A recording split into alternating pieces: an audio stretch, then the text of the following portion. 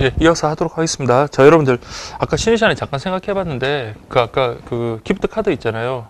되게 좋은 것 같은데요. 50만 원에다가 실지명의 그러면 곱하기 4하면 200만 원. 꼭 기억하십시오. 예, 순간 되게 어이가 없으면서도 그래도 괜찮다라는 생각이 저 혼자만의 생각인지 모르겠지만 그런 생각이 들었습니다. 저기 여러분들 그 다음번에 이제 보면 금융상품인데 금융상품 파트는 좀 건너뛰겠습니다. 여러분들 그거 건너뛰고 다음에 좀 뭐 기회가 있으면 그때 그렇게 하기로 하고 쭉 자 여러분들 넘어가셔서 417페이지 보시면 체크카드인데요. 네.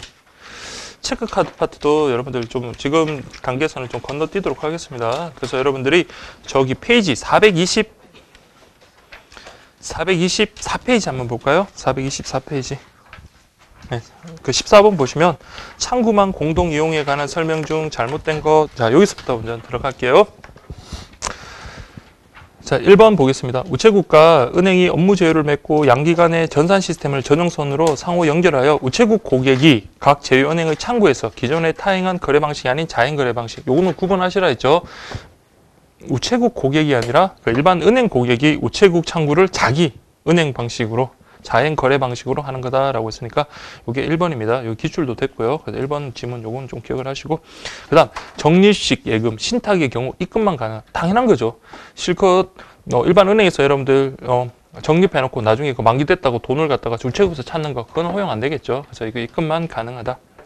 3번 입출금이 자유로운 예금 같은 경우는 모두 입출금 모두 가능하고 우편한 증서 입금 가능하다. 그러니까 입금은 뭐 다양한 방법으로 다 가능합니다. 그래서 14번의 정답은 1번 하시면 되고요.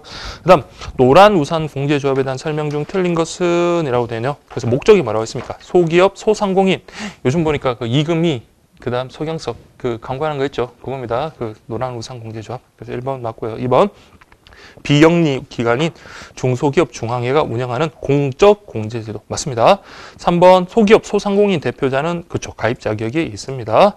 4번 24개월 부금 납입 시. 자, 약관 대출은 여러분들 중도 해지해버리면 여러분들 이게 실질적인 자기가 납부한 금액보다도 원금도 못 받는 수가 있으니까 이런 경우는 대출을 좀 유도한다고 했습니다. 대출하려면 1년이 지나면 대출이 가능하다라고 그렇게 보시면 돼요. 그래서 24개월이 아니라 12개월 이렇게 보시면 되겠습니다. 정답은 4번 되겠고요. 그 다음 16번 보시면 우체국에서 판매 대행하고 있는 노란 우선 공제조합에 대한 설명 중 틀린 것은 1번 보세요. 여기 좀 바뀌었는데 바뀐 거 위주로 보면 되죠. 공제 부금은 월 5만 원에서 100만 원. 그렇죠. 그러니까 100만 원이니까 분기는 300만 원 한도에서 자유롭게 정할 수 있다. 그래서 본인의 어떤 수익에 따라 가지고 자유롭게 정할 수가 있습니다. 2번 연간 300만 원 한도 내에서는 추가 공제 혜택을 받을 수 있다. 그래서 이게 큰 혜택이라고 그랬죠. 연간 300만 원 한도에 추가 공제, 소득 공제. 3번 단체 상해보험에 무료로 가입되고 가입 시점부터 폐업, 사망, 공동사업 탈퇴, 노령, 퇴임 등의 사유가 발생 시까지 지원된다라고 되어 있네요. 자, 요거 여러분들 단체 상해보험에 무료로 가입되고 그 다음에 가입 시점부터 계속 요거 발생 시까지가 아니라 요거는 무료로 해주는 거는 딱 2년만 해줘요. 그래서 구분하셔야 되는 게 약관 대출은 우리가 1년 그러니까 12개월 납입하고 난 다음에 약관 대출이 가능한 자격이 주어지고요. 그 다음에 단체 무료 상해보험 같은 경우는 2년간 지원을 해줍니다. 그래서 그렇게 좀 구분을 해주시고 그다음 4번 4년 그러니까 4년 이내에 임의 해지, 중도 해지 시에는 불입금액 그렇죠. 77에서 95% 그러니까 이거 원금 보장이 안 됩니다. 5번 이미 가입한 자 또는 강제 해지된 후 1년 미경과 시에는 신규가 불가하므로 청약 전 반드시 이런 것들을 조회하는 것은 우체국의 주요한 업무 대행 내용에 속한다. 맞습니다. 그래서 이렇게 좀 노란 우산 공제조합 그렇게 좀 정리를 해주시고요. 그 다음에 17번 보면 그럼 이제 일단 노란 우산 공제가 우체국과 관련되는 내용들 한번 보면 되겠죠. 우체국의 업무 대행 내용이 아닌 것은 1번 고객 상담, 부금 수납, 공제금 해약 지급 신청서 및 제반 서류 접수, 약관에 따른 대출 결정. 이거 대출 결정은 누가 합니까? 중소기업 중앙회 거기서 하는 거예요. 그래서 여기서는 통로 역할만 해주는 거지 이렇게 대출이 어느 정도 되는지 그런 거 결정은 누가? 중소기업 중앙회에서 그쪽 담당 부서에서 하겠죠. 그래서 밑에 박스 뭐 체계도 있지만 보세요. 우체국에서 업무 대행 내용 해가지고 청약 전 고객 상담 그 다음에 뭐 제반 서류 접수 그 다음에 뭐 계약 정보, 계약 내용 등의 어떤 변경 사항이라든지 부금 수납 이런 것들, 제반 서류 접수 이런 것들은 우체국에서 하는 일이다. 이렇게 보시면 되겠습니다. 그래서 여러분들이 학교 가면 뭐 이런 걸 또 담당하시게 되면 이런 것도 업무도 여러분들이 수행을 해야 되겠네요. 18번 보겠습니다. 자, 우체국에서 판매 대행하고 있는 노란 우산 공제 조합에 대한 설명으로 옳지 않은 것은 이라고 되네요. 1번 바로 나오네요. 우체국은 청약서 및 제반 서류 접수, 부금 수납 등의 업무를 대행한다. 맞죠? 우리 방금 봤던 거고요. 그 다음에 2번 수급금 보호를 위해 압류와 담보 제공은 금지되지만 양도는 허용된다. 다 안 됩니다. 그러니까 이런 소상공인들을 보호하기 위해서 이분들이 거의 나중에 어떤 노후 자금 그런 것과 관련되는 거기 때문에 압류도 안 되고 담보 제공도 안 되고 양도도 허용되지 않습니다. 그래서 2번이 정답입니다. 3번 공제부근 월 5만 원에서 70만 원까지 하며 분기 한도는 210만 원이다. 그랬는데 이게 바뀌기 전에 했어요. 지금은 아까 어떻게 됐습니까? 5만 원에서 100만 원, 분기납 300만 원 이렇게 바뀌었어요. 그래서 출제 당시에는 맞는 지문이었지만 지금은 뭐 바뀐 내용이다. 다음 4번 소기업과 소상공인의 생활 안정 및 사업 재기를 돕기 위해 중소기업 중앙회가 운영하는 공제제도 맞죠? 그 다음에 여러분들 19번 보겠습니다. 우체국 업무에 대한 설명 옳지 않은 것. 1번 우체국과 증권 선물회사 사이의 업무 제휴 계약을 체결하고 우체국 창구에서 고객의 증권 선물 계좌 개설 그렇죠. 이런 것들 가능합니다. 그래서 우체국 가서 증권 계좌 하나 틀려고 하는데요. 좀 해주세요 하면 그렇게 해줍니다. 2번 신한은행의 스위프트망을 통해 수취인의 해외은행 계좌에 송금하거나 해외은행으로부터 수취인의 한국 우체국 계좌로 송금하는 업무를 하는데 전자의 경우를 타발 송금, 후자의 경우를 당발 송금이라는데 여러분들 당발은 뭡니까? 국내에서 외국으로 나가는 걸 당발이라고 그러고요. 타발은 뭡니까? 외국에서 우리나라로 오는 거죠. 지금 순서가 지금 뒤바뀌었네요. 그래서 2번이 정답입니다. 3번 스위프트 해외 송금에서 송금 불가 국가는 그렇죠. 자동으로 필터링 된다. 그 다음에 수수료 뭐 10,000원, 5,000원, 당발은 10,000원, 타발은 5,000원. 뭐 이건 좀 가볍게 보시고요. 그 다음에 20번 다음 중 틀린 것은 1번 고객이 전 세계 모든 은행으로부터 USD를 한국의 수취, 우체국 계좌 또는 주소지로 송금할 수 있는 서비스를 USD, 외국에서 우리나라 오는 거죠. 그렇죠? 그러니까 USD 타발, 당발이 아니라 타발 송금 서비스 맞는 질문입니다. 2번 USD 타발 송금 서비스는 스위프트 송금과 달리 그렇죠. 여러 중개은행을 거치지 않고 도이치은행만을 거치게 되므로 차감 수수료가 매우 적은 장점이 있다. 맞습니다. 3번 스위프트 송금에서 타발 송금의 경우 송금 신청서에 필수적으로 중개은행으로 신한은행을 기재해야 된다. 그래서 스위프트 송금하면 요거는 신한은행, 중개은행으로서 기재를 한다라는 거 기억하시고요. 다음에 4번 스위프트 해외 송금에서 당발 송금, 타발 송금의 한도는 동일하다라고 되어 있는데, 자, 요거는 우리 그 교재서도 확인했지만 그 해설에도 지금 나와 있죠. 그래서 여러분 보시면, 자, 당발 우리가 보내는 거는 자 보내는 거하고 여러분들 받는 거하고 한도가 어느 게 더 크다 그랬습니까? 보내는 게 더 커요. 돈이 그럼 밖으로 더 많이 빠져나가겠죠. 자, 보세요. 당발 같은 경우는 1인 기준 연간입니다. 연간 5만 달러 상당히. 이렇게 되는 거고요. 반면에 타발 송금 같은 경우 1년이 아니라 뭐죠? 1일 기준으로 2만 불이에요. 그래서 실질적으로 보면 여러분은 뭡니까? 밖으로 빠져나가는 게 한도가 더 작고 들어오는 거는 한도가 더 크다. 이렇게 보시면 돼요. 그래서 정확하게 좀 구분하세요. 그래서 1년 단위, 당발은 1년 단위 5만 불, 타발은 하루 단위 2만 불. 예, 그렇게 좀 구분하셔야 돼요. 자, 이렇게 4번 같은 경우 꼭 좀 체크를 하시기 바랍니다. 그다음에 이제 외화 환전에 대한 설명이다. 틀린 것은 1번 고객이 제출한 외화를 원화로 교환하는 업무를 환전 매입이라고 한다. 자, 매입이라는 것은 뭡니까? 외화를 우리가 사는 걸 말하는 거잖아요. 매입. 그래서 외화를 원화로 바꾸는 거 매입. 그래서 2번 환전 매입은 서울중앙, 광화문, 인천공항, 제주우체국 요 4개는 맞는데 요 4개에 해당하는 건 환전 매입이 아니라 환전 매도고요. 매입은 뭡니까? 여러 우체국에서 가능합니다. 그러니까 환전 매입은 여러 우체국에서 가능. 그래서 여러분들 환전 매입하고 환전 매도는 좀 구분하셔야 돼요. 그래서 좀 비교해야 된다라는 거.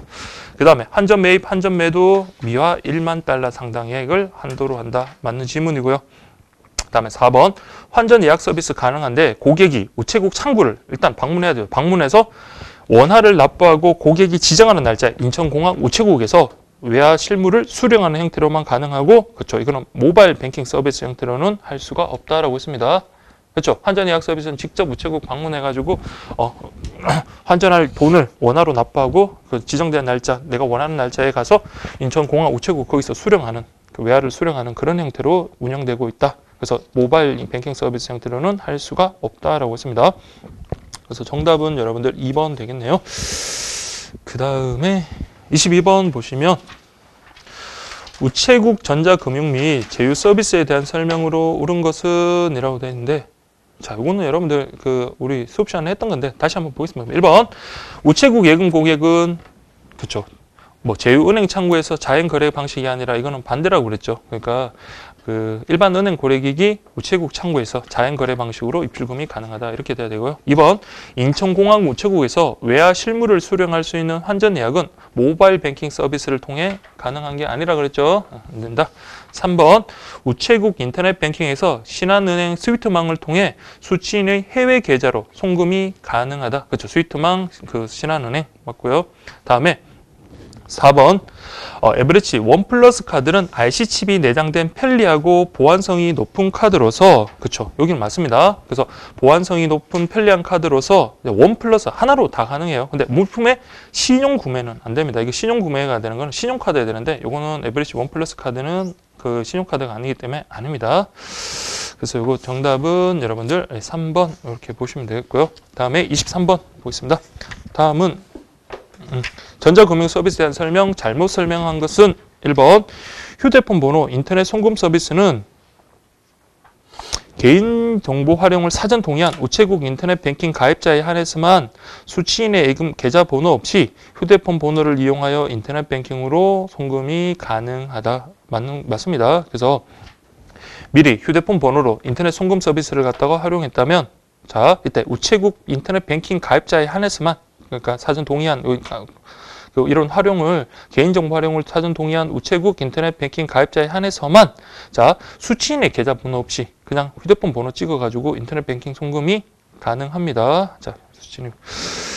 그 다음에 여러분들 혹시 이런 게 여러분 통장 계좌 있잖아요. 저도 지금 이용하고 있는 은행 계좌가 제 전화번호 그걸로 지금 계좌를 쓰고 있거든요. 물론 이제 다른 계좌도 있지만은 그 계좌를 쓰면은 편하잖아요. 그래서 뭐 어떻게 송금 받을 때거나 그럴 때는 되게 편하더라고요.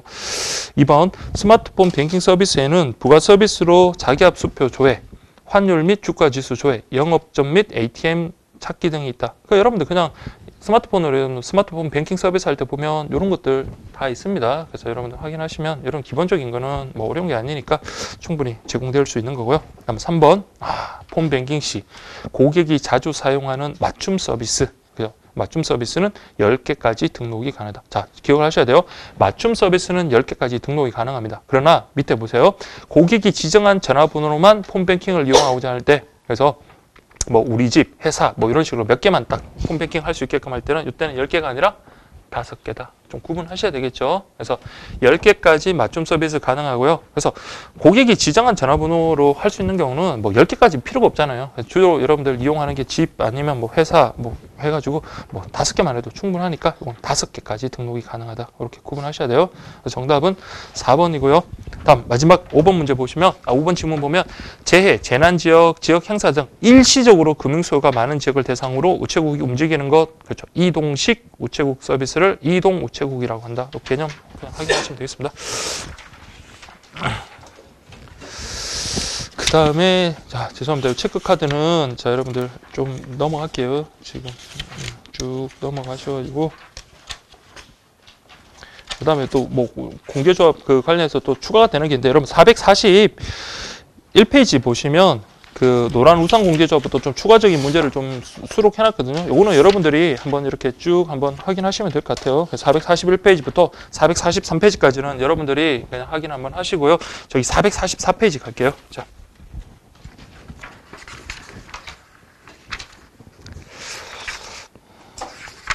자, 그러면 여러분 기타 사항이라고 되어 있는데 1번 보세요. 금융실명 거래 및 비밀 보장에 관한 법률에 대한 설명 중 옳은 것은 이라고 되어 있습니다. 자, 보세요. 자, 1번 중요한 질문이죠. 금융기관은 거래자의 실명에 의하여 금융거래를 해야 하지만 실명이 확인된 계좌에 의한 거래. 그렇죠. 그 다음부터는 실명 확인할 필요 없죠. 그 다음에 공과금 수납이라든지 그 외 200만 원 이하의 송금은 실명 확인하지 않을 수 있다라고 됐는데 이건 구분하셔야 돼요. 그러니까 실명 확인된 계좌, 공과금 수납, 그리고 100만 원 이하의 송금이죠. 이때는 실명 확인 안 할 수 있다. 그래서 1번 틀렸고요. 다음 2번 보겠습니다.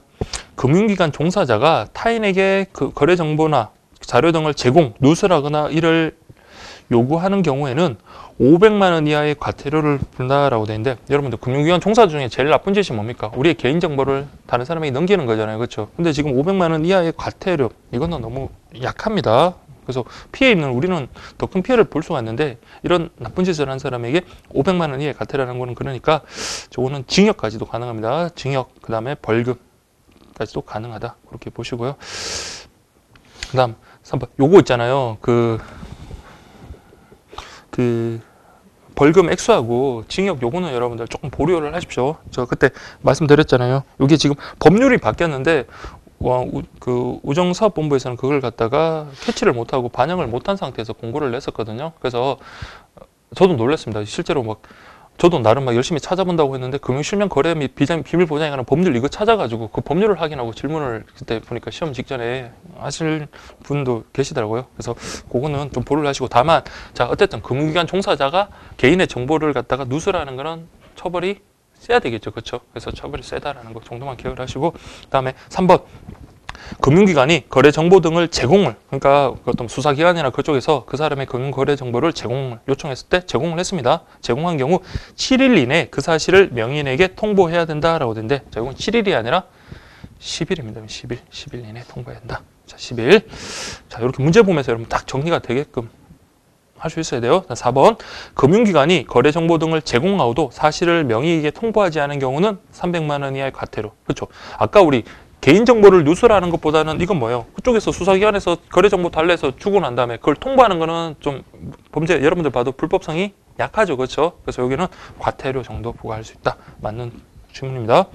그 다음에 5번 볼게요. 자, 실명에 의하지 않고 거래한 금융자산에서 발생한 이자 및 배당 소득에 대해서는, 그러니까 실명 거래 안 하면 네가 버는 돈에 대해서 우리 원천 징수를 95%, 95%할 수도 있긴 하겠지만, 자, 이거는 90%까지 합니다. 그래서 실명을 갖다가 안 하고 우리가 얻는 금융소득에 대해서는 세율이 90%까지 간다. 자, 그렇게 좀 기억을 하세요. 그래서 자, 요 다시 1번 하나만 더 정리하고 갈게요. 1번 우리 금융실명거래 및 비밀보장에 관한 법률 그것과 관련해가지고 우리 실명 확인하지 않을 수 있는 게 실명 확인된 계좌 의한 거래, 그 다음에 공과금 납부, 얼마 이하의 송금? 100만 원 이하의 송금이라고 했고요. 그 다음에 금융정보를 누설하는 경우는 그런 금융기관 종사자에게는 우리가 벌금이나 징역까지 좀 높은 게 부과되고, 근데 그 거래 정보 등을 우리 수사기관 등 그런 데 제공하고 통보 안 한 경우하고요. 그 다음에 보관 작성 있잖아요. 작성해야 되는 그걸 갖다가 해태한 경우, 그때는 처벌이 미약하게, 좀 약하게 그렇게 들어간다. 그렇게 보시고, 그 다음에 거래 정보를 제공하면 10일 이내 그 명의인에게 통보해라. 그 다음에 실명에 의하지 않은 경우에 우리가 원천 징수를 90%까지 한다까지 그렇게 좀 정리를 하십시오. 자, 중요한 거예요. 2번 금융소득 종합과세에 대한 설명 중 틀린 것은 현재 개인별 연간 금융소득이 4천만 원. 자, 이거는 4천만 원 아닙니다. 이거는 꼭 기억하세요. 그래서 금융소득이 4천만 원 이하일 경우에 15.4%를 원천 징수한다라고 되어 있는데, 4천만 원, 금융소득이 4천만 원이면 어마어마한 거잖아요. 그렇죠? 그래서 이거는 2천만 원이에요. 2천만 원, 2천만 원. 그래서 1번하고 2번을 연계하면 돼요. 그래서 2천만 원 이하인 경우에는 15.4%를 원천 징수하는데, 근데 2천만 원 초과하면 거기에 따른 또 뭐까지? 자, 누진세가 이제 적용된다라는 거. 소득 수준에 따라 이렇게 6에서 38% 누진세 적용한다. 3번 소득세법상 종합소득은, 그렇죠. 종합소득은 우리가 6가지가 있습니다. 그 밑에 해설이 나와 있지만 이자, 배당, 사업, 그런 것들을 통해 가지고 6개. 그 다음에 4번 타소득과 합산되지 아니하고 분리과세 대상 소득이 발생한 때에 건별로 단일 세율에 의하여 원천 징수 의무자가 원천 징수함으로써 당해 소득자는 납세 의무가 종결되는 과세 방식. 그렇죠. 이걸 우리가 분리과세를 하죠. 분리과세가 되면 좋잖아요. 그렇죠. 과세 표준이 작아지기 때문에 누진세를 적용하더라도 적용되는 세율이 작다. 그런 의미에서 의미가 있다라고 했습니다. 됐죠? 여러분, 이쪽에 돈 관련되는 내용이 나오면 이제 많은 분들이 좀 이렇게 숫자, 돈 이런 거 나오면 좀 많이 힘들어 하시던데, 자, 어렵게 생각하지 마십시오. 이렇게 좀 보시면 될 것 같고요. 그 다음에 3번, 4번, 5번인가요? 네, 3번, 4번. 자, 요거. 세율은 내올 필요 없고, 여러분들 좀 중요한 것들 위주로 좀 정리하라 그랬습니다. 자, 소득세법에 의한 분리과세, 금융소득. 아닌 것은 이라고 되어 있고요. 4번은 조세특례제한법에 의한 분리과세 금융소득에 해당하는 것이 아닌 것은 이라고 그렇게 지금 되어 있습니다. 그래서 3번 지금 이제 보면 좀 새롭죠. 근데 한번 문제 있잖아요. 답 보지 말고 문제 한번 볼게요. 1번 10년 이상의 장기 채권. 2번 금융기관을 통하지 않은 비실명. 그렇죠. 금융기관을 통한 비실명 금융자산이면 어디로 간다 했습니까? 저랑 새롭나요? 그 금융실명법상에 들어간다 그랬죠. 그래서 구분하시라고 했습니다. 그래서 똑같아요. 금융기관을 통하지 않은 비실명 금융자산의 이자 배당은 소득세법에 의한 분리과세 금융소득이고, 금융기관을 통한 비실명 금융자산의 이자 배당은 금융실명법상의 그 분리과세 금융소득이다라고. 그래서 제가 꼭 구분하시라고 했습니다. 3번 금융소득이 아까 우리 개인연간 금융소득이 2천만 원 이하인 경우, 그 다음에 상환기간 15년 이상의 자 사회기반 시설 채권의 이자라고 되어 있는데, 요건 여러분들 또 눈에 익은 분들은 답이 그냥 나올 거예요. 그래서 요거는 4번이 아닙니다. 4번이 요건 조세특례제한법 그것과 관련되는 건데, 자 그러면 지금 여러분들 또 간만에 하다 보니까 잘 모르시는 것 같은데, 저 밑에 박스에 있는 그림이 그 박스에 있는 거 있잖아요. 그거 한번 확인 한번 해볼게요. 자 소득세법에 의한 거, 자 10년 이상 장기채권. 10년 이상 장기채권. 그 다음에 2번은 B가 중요하다고 했죠. 금융기관을 통하지 않은 비실명 금융자산 이자 배당. 그 다음에 직장공제. 그 다음에 D번은 그렇죠. 법인격 없는 단체. 2번은 2천만 원 이하의 금융소득. 그 다음에 경락대금, 하여튼 경매 이렇게 보시면 되겠습니다. 자 다시.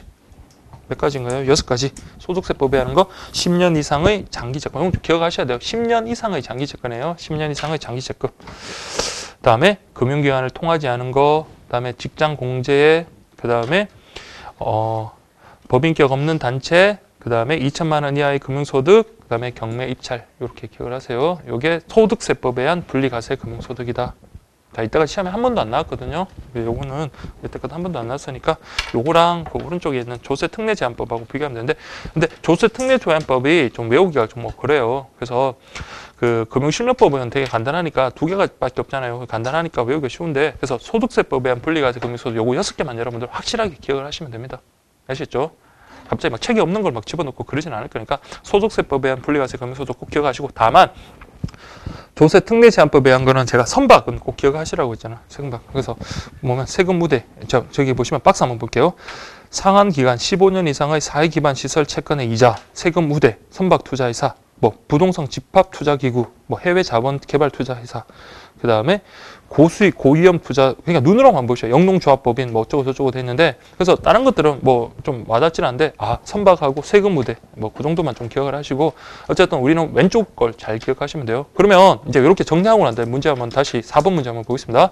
자 조세특례제한법에 의한 분리과세 금융소득에 해당하는 것이 아닌 것은 1번 세금 우대, 선박투자회사, 경매 입찰, 영농조합법인. 딱 보면 이제 뭐만 체크하면 돼요? 경매 입찰. 이렇게 기억하시면 되겠죠. 그렇죠? 제가 한번 지명해가지고 한번 여쭤볼까요? 자, 누구 지명 한번 해볼까요? 자, 소득세법에 의한 분리과세 금융소득. 자, 우리 제일 앞에 앉으신 분. 자, 한번 생각나는 대로 한번 해보십시오. 10년. 자, 10년 이상의, 자, 누군지 모르잖아요. 그냥 자, 아는 대로 한번 해보자. 자, 10년 이상의 장기채권. 그 다음에 금융기관을 통하지 않은. 그 다음 세 번째가 직장공제. 네 번째가 그죠, 법인격 없는 단체. 다섯 번째가 자 개인 금융소득이 2천만 원 이하. 그 다음 마지막으로 그죠, 경매 입찰. 알겠죠? 요 6개 딱 기억하시고, 그 저기 조세특례제한법은 뭐 이런 게 복잡한 게 있는데, 선박하고 뭐 세금 후대 정도만 좀 기억을 하시면 될 것 같아요. 자, 이렇게 하시면 됩니다. 자, 그 다음에 여러분들 448페이지 보겠습니다. 자, 금융소득종합과세에 대한 설명 중 틀린 것은 1번 1,200만 원 이하에 대해서는 6%의 세율을 정한. 자, 우리 세율에서 1,000만 원 이하, 1,200만 원 이하 가장 적은 거고요. 그래서 일단 6%. 그다음에 1,500만 원 초과에 대해서는 3,760만 원 플러스 1,700, 1억 5천만 원 초과하는 금액을 100분의 38로 세율을 적용한다는데, 여러분 이거는 시험에 이렇게 나오진 않을 거고 제가 그때 말씀드렸지만 계산 문제로 나올 거예요. 계산 문제로. 근데 아까 우리 보면 앞에서 봤죠. 누진세가 6%에서 38%까지 되거든요. 그때 이제 제일 작은 거 정도는 알아두셔야 돼요. 1,200만 원 이하에 대해서는 6%의 세율을 적용한다. 그래서 그냥 계산을 하면 돼요. 6%. 자, 이거 좀 그렇게 보시고, 그 다음에 1억 5천만 원 초과가 돼버리면 자 100분의 38까지 이렇게 적용을 한다 하는 거. 자, 이거는 그냥 한번 그런 게 있다는 정도만 확인하시면 되고요. 자, 3번 보세요. 비실명 채권. 그렇죠. 매입 매도 시 실명 확인과 자금 출조 조사가 면제되는 채권. 그게 비실명 채권이죠. 다만 최종 소지자가 실명으로 상환받으면 이때 증여세를 면제해 주는 그런 특혜가 있다 그랬죠. 그래서 3번은 맞습니다. 4번 종합과세 대상 금융소득이 발생한 경우, 즉 1년간 금융소득이 4천만 원을 초과하는 경우에는 발생연도 다음에 5월 1일부터 5월 31일까지 신고 납부. 아까 우리가 봤지만 이건 4천만 원이 아니라 개인 금융소득은 2천만 원이에요. 그러니까 2천만 원 초과하는 경우에 신고해라. 신고 안 하면 나중에 가산세 부과하겠다. 그렇게 보시면 돼요. 그래서 개인 금융소득은 2천만 원 이상일 때 신고해라. 이렇게 보시면 되겠습니다. 그 다음 여러분들 6번 볼게요. 자, 자금 세탁 방지 제도에 대한 설명 중 틀린 것은 1번. 그러니까 여기는 여러분들 STR하고 CTR 정도만 구분하시면 돼요. 의심거래보고 제도는 불법 재산이라고 의심되는 합당한 근거가 있거나 금융거래 상대방이 자금 세탁 행위를 하고 있다고 의심되는 합당한 근거가 있는 경우 이를 금융정보 분석원장에게 보고하도록, 그렇죠. 자동으로 되는 게 아니라 보고하도록 하는 겁니다. 주관적인 어떤 혐의에 의해서 그렇게 하는 겁니다. 그래서 2번은 보시면 STR의 판단 주체 금융기관 종사자 주관적 판단 맞죠? 3번 CTR 고액 현금 거래 보고 제도는 일정 금액 이상의 현금 거래를 FIU에 보고하도록 하는 제도이다라고 되네요. 그래서 일정 금액 이상이 얼마다? 얼마죠? 2천만 원이에요. 그래서 보시면 4번 보세요. 고액 현금 거래 보고 제도는 2006년도에 우리나라에 처음 도입됐는데 도입 당시 2천만 원, 3천만 원, 5천만 원으로 거래 보고가 되는 액수가 점점 높아지고, 점점 높아지면 보고하는 횟수가 더 적어지겠죠. 그러니까 이게 액수가 높아지는 게 아니라 액수가 낮아지고 있습니다. 그래서 5천, 3천, 2천. 그래서 지난번 시험 치기 전까지만 해도 3천이었거든요. 근데 시험 칠 때는 2천으로 바뀌었었어요. 그래서 2천만 원. 지금 현재는 2천만 원 이상이면 자동으로 이렇게 보고가 되도록 그렇게 하고 있습니다. 근데 의심거래 보고 제도는 얼마 이상을 금융기관 종사자가 보고하도록 했죠? 두 개 비교하셔야 되잖아요. 자, STR은 어떻죠? 지금은 기준 금액이 삭제됐다라고 했습니다. 금액에 제한이 없다라고 했습니다. 그렇게 두 개를 구분하시면 되겠고요. 그 다음 450페이지 7번 보겠습니다. 자금 세탁 방지 제도에 대한 설명 중 틀린 것은 자, 1번 혐의 거래 보고 대상은 2천만 원 이하 만불 상당 이상의 거래인 경우다라고 되어 있는데 지금은 어떻습니까? 기준이 삭제됐습니다. 그래서 1번이 틀렸어요. 지금은 기준이 없다. 2번 혐의 거래로 의심되면 보고 책임자에게 보고하는데 이때 온라인 보고하거나 문서 또는 플로피 디스크로 제출하는 것이 원칙이고, 그렇죠. 이게 원칙이고 긴급하면 전화, 팩스 이렇게 하는 거다. 그러니까 원칙하고 긴급할 때 예외 있잖아요. 이런 것만 잘 구분하시면 됩니다. 출제자 입장에서는 그렇게 바꿔요. 원칙하고 그 예배 그렇게 순서를 바꾸는 경우가 많으니까요. 3번 CTR을 통해 1일 거래일 동안 2천만 원 이상의 현금을 입금하거나 출금한 경우 거래자의 신원, 거래일시, 거래 금액 등 객관적 사실이 전산으로 자동 보고, 그게 바로 CTR이죠. 4번 모든 국가가 CTR을 운영하는 것은 아니라 각국의 사정에 맞게 도입 운영하고 있다. 그렇죠. 5번 모든 경우에 고액 현금 거래를 보고하는 것이 아니라 자금 세탁 위험성이 상대적으로 낮은, 그렇죠. 정부기관, 금융기관 등의 거래는 금융회사가 스스로 판단하여 보고 대상에 제외할 수 있도록 하는 것을 보고 면제 제도라 이렇게 보고 있습니다. 근데 조심해야 되는 거는 이게 일반적이에요. 그러니까 금융기관에서 스스로 판단해가지고 요거는 어떤 위험성이 작구나, 면제를 해야겠다, 보고 면제를 해야겠다 이렇게 판단하지만 우리나라는 그렇게 하면 안 된다 그랬죠. 우리나라는 뭘로? 법으로 정해놓고 있습니다. 그래서 우리나라는 면제 대상에 대해서 법정 지정 방식 그렇게 채택하고 있다라는 거지. 그렇게 보시면 되겠습니다. 구분하셔야 돼요. 알겠죠? 그래서 일반적으로는 금융기관 종사자에게 그러한 의미를 부과를 하고 있는데 우리나라는 법정 면제 지정 방식을 택하고 있다. 그렇게 보시고 다음 8번 고객 확인 제도에 대한 설명으로 옳은 것은 1번 우리나라 법률에서는 이를 합당한 주의로서 그렇죠. 합당한 주의로서 행해야 되는 선택사항 죄송합니다. 선택사항이 아니죠. 이거는 무조건 선택이라고 하면 아무도 안 할 겁니다. 그래서 이거는 의무사항 의무사항으로 규정하고 있다. 이렇게 보시면 되고 2번 계좌의 신규 개설이나 5천만 원이 아니죠. 5천만 원 이상의 일회성 금융기관 거래 시 고객의 신원을 확인한다. 자, 우리 이때는 고객 신규 개설뿐만 아니라 2천만 원 이상이에요. 2천만 원.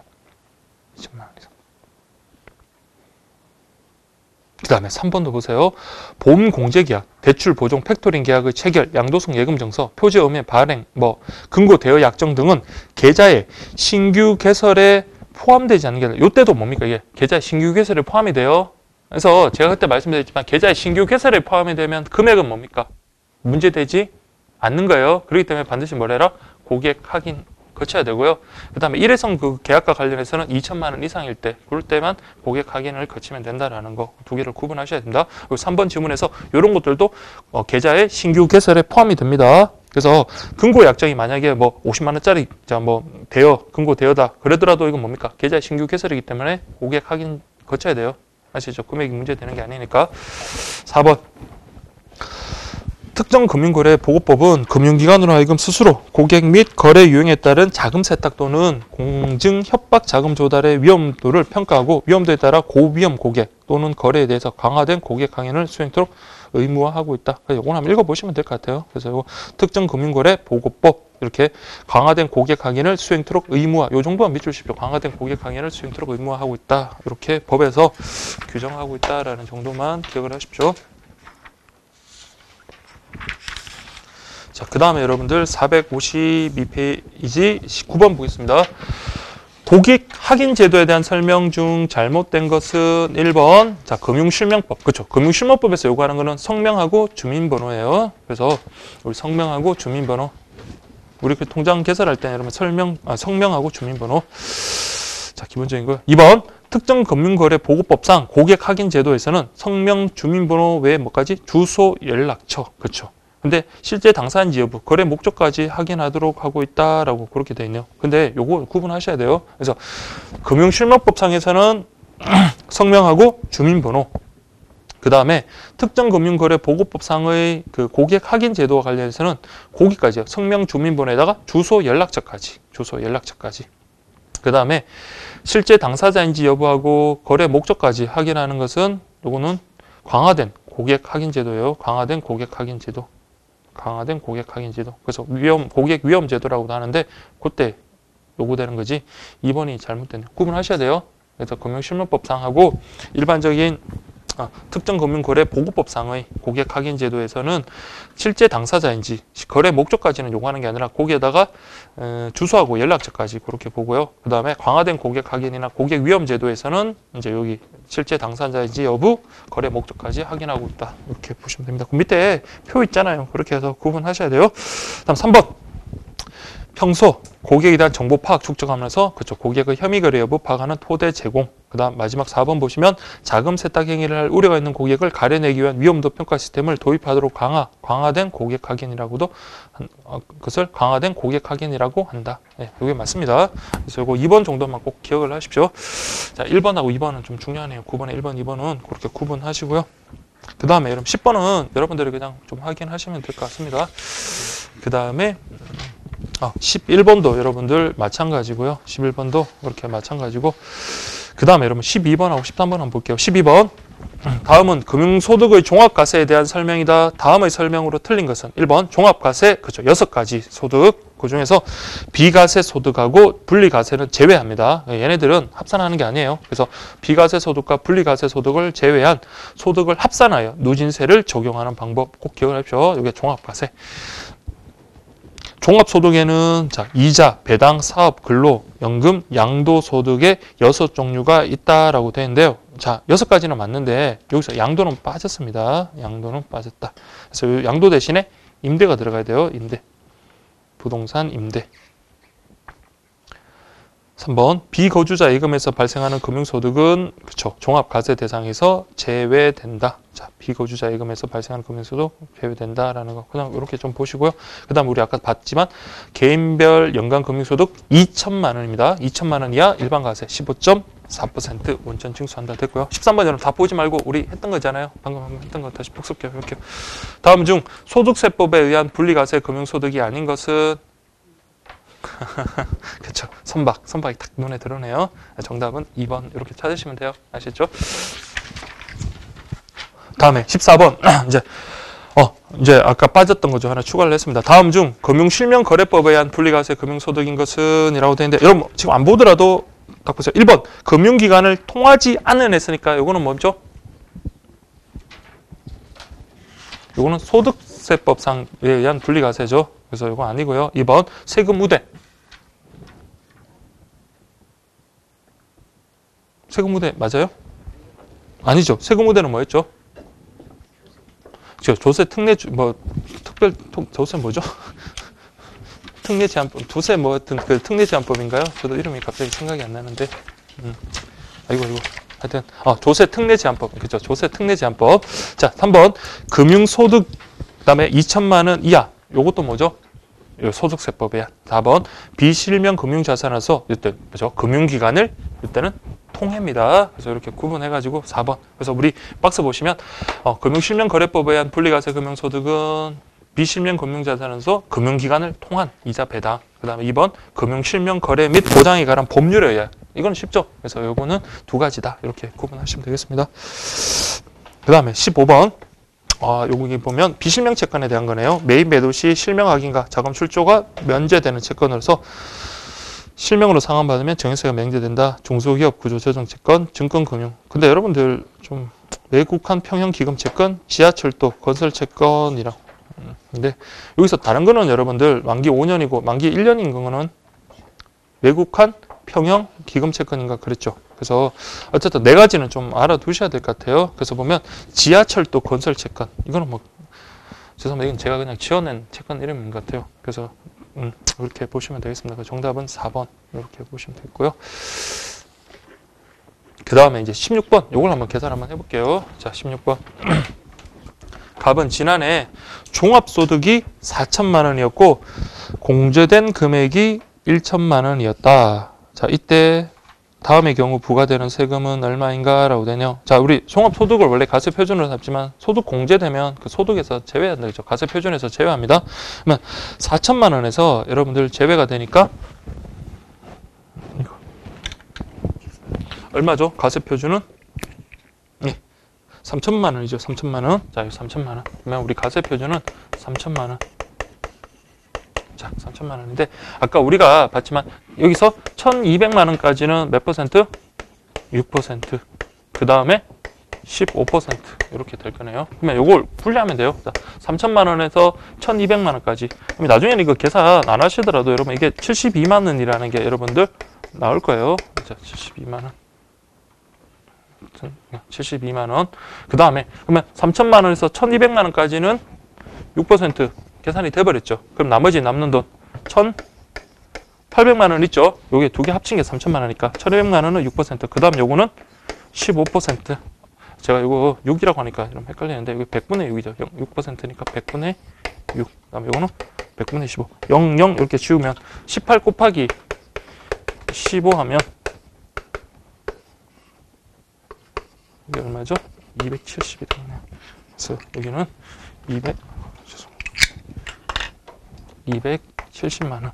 네, 이렇게 보면 되겠습니다. 그래서 3천만 원 정도 나오면 3천만 원이면 과세 대상 표준 금액이 3천만 원이면 1,200만 원까지는 72만 원. 그다음 그 초과는 1,200만 원을 초과하는 금액에 대해서는 15%가 적용되기 때문에 이렇게 270만 원. 요거 두 개를 더해 버리면 342만 원. 이렇게 보시면 되겠습니다. 342만 원. 그래서 정답은 3번 이렇게 보시면 돼요.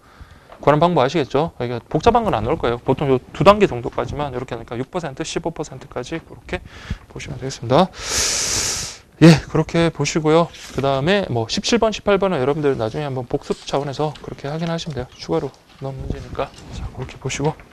그 다음에 자, 생명보험 파트부터는 우리 좀 점심시간 갖고 그렇게 하도록 할게요.